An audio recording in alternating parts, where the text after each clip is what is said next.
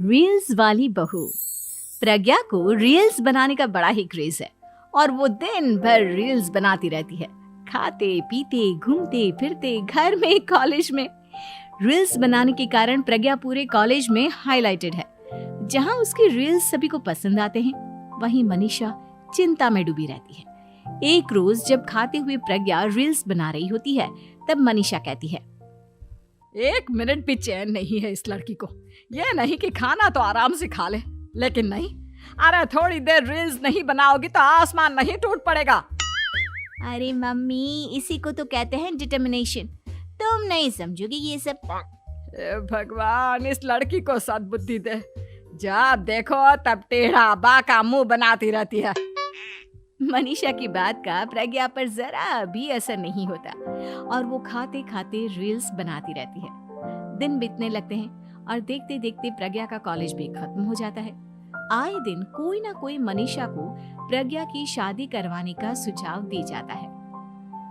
सब ठीक ही कहते हैं, प्रज्ञा की शादी कर देनी चाहिए। अपने घर के काम काज में व्यस्त हो जाएगी तो खुद ही ये रील्स और नाच गाना बंद हो जाएगा। मनीषा और प्रेम प्रज्ञा के लिए एक अच्छा लड़का ढूंढने लगते हैं और तभी विकी का रिश्ता प्रज्ञा के लिए आता है, जिसने प्रज्ञा को उसकी रील्स देखकर पसंद कर लिया था। अगले दिन विकी अपने माता पिता के साथ प्रज्ञा के घर पहुंच जाता है और प्रज्ञा साड़ी पहने हाथों में चाय की ट्रे लिए उनके सामने आती है। जब विकी को पसंद है तो हमें भी बहू पसंद है। बहन जी, आप बारात की तैयारी कीजिए। एक बार लड़का लड़की अकेले में बात कर ले तो अच्छा रहेगा। हाँ हाँ, क्यों नहीं। मनीषा विकी को प्रज्ञा के कमरे में भेजती है, जहां प्रज्ञा पहले से ही रील्स बना रही होती है। तभी विकी कहता है, आ गए आपके साजन जी। हमारे साथ ये रील्स कंप्लीट करती तो और भी अच्छा रहता। अच्छा जी, अब आ ही गए हैं तो बना ही लेती हूँ आपके साथ। दोनों मिलकर रील्स बनाते हैं।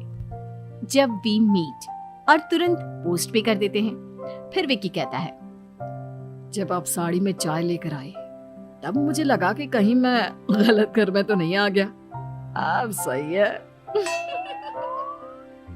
दोनों की शादी पक्की हो जाती है और शादी के दिन भी प्रज्ञा रील्स बनाने से चूकती नहीं। यहाँ तक कि बारात के समय भी नाचते हुए रील्स बनाती है। सभी लोग प्रज्ञा की तारीफ के पुल बांध देते हैं और प्रज्ञा नाचती गाती अपने ससुराल चली जाती है।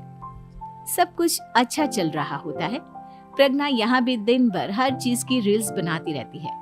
लेकिन कुछ दिनों के बाद जब सुनीता कहती है, बहू, ये रील्स के साथ साथ कुछ काम भी कर लिया करो। वैसे तुझे और क्या क्या बनाना आता है?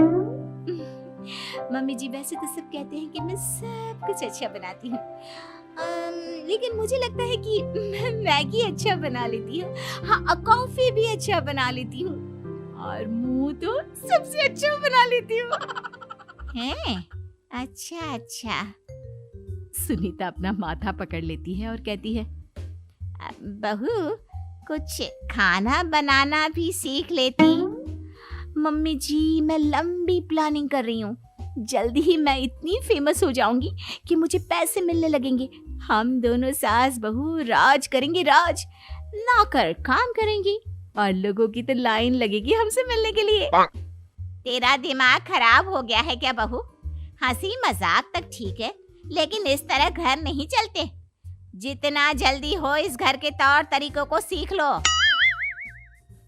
प्रज्ञा मुंह घुमाकर चली जाती है और तुरंत उसी वक्त एक रील बनाती है। ये देख सुनीता का गुस्सा 7वें आसमान पर चला जाता है और विकी के घर आती ही सुनीता उसे सब कुछ बताती है। विकी भी अब प्रज्ञा की इन हरकतों से परेशान हो जाता है। तुम टेंशन मत लो मम्मा, मैं देख लूंगा। विकी कमरे में जाता है तो देखता है कि प्रज्ञा रील्स बना रही है। विकी बड़े ही प्यार से प्रज्ञा से कहता है, प्रज्ञा, इन सब के लिए मैं तुम्हें मना नहीं कर रहा हूँ, लेकिन फिर भी हर वक्त तो ये अच्छा नहीं लगता ना। समझने की कोशिश करो, मुझे भी तुम्हारा थोड़ा वक्त चाहिए। मैं जब ऑफिस से आता हूँ तो मुझे समय देने की जगह इसी में लगी रहती है। तुम ज्यादा ही सोच रहे हो। तुम भी मेरे साथ रील्स बनाओ ना, तुम्हें भी बहुत अच्छा लगेगा। तुम्हें इज्जत से कोई बात समझ में नहीं आती क्या? दिमाग खराब हो गया है तुम्हारा इस चकाचौंध से। अगर तुमने अपना रवैया नहीं बदला तो मैं तुमसे दूर चला जाऊंगा। तुम ही रिश्ता लेकर आए थे, मुझे लड़कों की कमी नहीं थी और ना आज है। विकी दरवाजा पटक कर चला जाता है। धीरे धीरे विकी प्रज्ञा से दूर होता जाता है। एक रोज मनीषा प्रज्ञा के ससुराल उससे मिलने जाती है। तब सुनीता उससे कहती है, बहन जी, अब आई हैं तो कुछ दिन यहाँ रहकर जाइएगा, आप ही का घर है। हाँ मम्मी, बहुत दिन हो गए तुम्हारे साथ एक भी रील नहीं बनाई मैंने। प्रज्ञा तुरंत अपने फोन में रील्स ऑन कर लेती है। ये सब मुझसे नहीं होता। तेरा ये भूत अभी तक नहीं उतरा क्या? बहन जी, आप कुछ कहती नहीं क्या इसे? जब आप ही कुछ नहीं कर पाई तो मैं कर ही क्या सकती हूँ। सास तो वैसी ही बदनाम है। शाम को घर की लाइट चली जाती है और मनीषा प्रज्ञा से कहती है, मेरे घुटनों में बहुत दर्द हो रहा है, तू लाइट का कुछ इंतजाम करना बेटा। अच्छा, कैंडल जला देती हूँ मम्मा। प्रज्ञा गाते हुए कैंडल जलाती है और खिड़की के पर्दे के पास रख देती है। मनीषा, जिसे बहुत दर्द हो रहा है, वो सो जाती है और प्रज्ञा हमेशा की तरह अपने रील्स में लग जाती है। उधर कैंडल की वजह से पर्दा आग पकड़ लेता है और मनीषा के कमरे में आग लग जाती है। बचाओ, कोई है, बचाओ। सभी भागते हैं और विकी कमरे की आग बुझाने में लग जाता है, लेकिन तब तक मनीषा आधी जल चुकी थी। मनीषा की हालत देख प्रज्ञा रोने लगती है। विकी मनीषा को तुरंत हॉस्पिटल ले जाता है और उसे एडमिट कराता है। विकी प्रज्ञा से कहता है, देख लिया ना, तुम्हारे इस नाच गाने की वजह से आज तुम्हारी माँ की जान जाते जाते रह गई। अब पता नहीं तुम और क्या चाहती हो।